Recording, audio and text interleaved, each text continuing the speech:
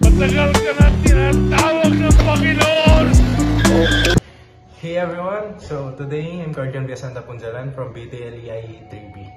So today we're going to talk about our super most important thing in our daily lives. So we're gonna talk about refrigeration cycle. And yep, that's the cooling process. So that keeps our food fresh, our drinks cold. So let's start. So first up, the compressor, this one. The compressor, think of it as the heart of the system. It squeezes the refrigerant gas, raising its pressure and temperature. Now, the refrigerant is hot and under pressure, ready for the next stage. Next, the condenser coil, that one. So, the condenser coil, no? Here, the hot refrigerant releases its heat to the surroundings, usually with the help of a fan. As it cools down, it turns into high pressure liquid. Imagine this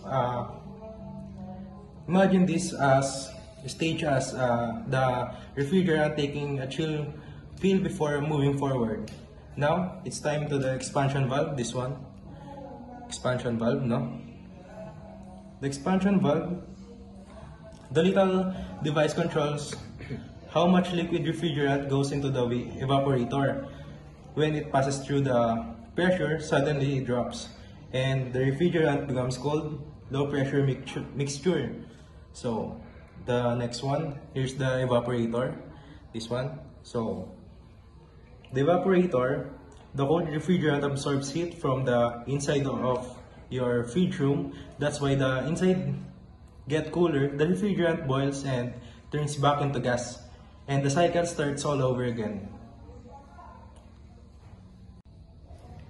So that's the refrigeration cycle: compressor, condenser, expansion valve, and evaporator. A continuous loop that keeps our world cool and comfortable. Next time you open a fridge, you'll know exactly what's happening behind the scenes.